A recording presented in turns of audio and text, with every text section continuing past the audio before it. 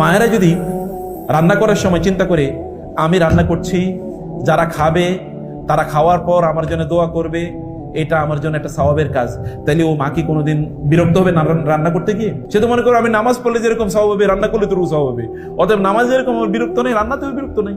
তখন আপনার ক্যালকুলেশন থাকবে আল্লাহর সাথে।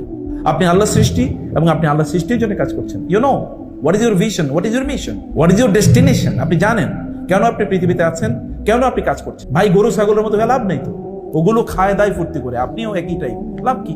আমাদের মাঝে অন্যদের মধ্যে পার্থক্য কি? আপনার জীবনের লক্ষ্য কি, উদ্দেশ্য কি? আপনি কেন বেঁচে আছেন? না আপনি এরপরে মারা গেলে এরপরে কি হবে? আপনি মরে গেলে তারপরে হবে কি? কবরে কি হবে? ওই অন্ধকার কবরে থাকতে হবে। আপনি মনে করেন না যে আপনি খুবই শক্তিশালী, ওইখানে ফেরেশতারা আপনাকে মাফ করে দেবে, অথবা ফেরেশতারার সাথে কুস্তি করে আপনি জিতে যাবেন, মনে করার কোনো কারণ নেই। ওখানে পিঁপড়াও আপনাকে এসে কামড়াবে। আপনার শরীরের এই যে শরীর যখন, যার জন্য আপনি এত কষ্ট করছেন, টেনশন করতেছেন, ওগুলো তো প্রথমেই পচা শুরু হয়ে যাবে। সে কারণে জীবনটাকে মিনিংফুল করতে হবে, প্রত্যেকটা সেকেন্ডকে মিনিংফুল করতে হবে। মনে করতে হবে যে আমি this last minute I am living, এটা আমার সর্বশেষ সময়, আমি বেঁচে আছি, আমি কিছুক্ষণ পরেও মারা যেতে পারি।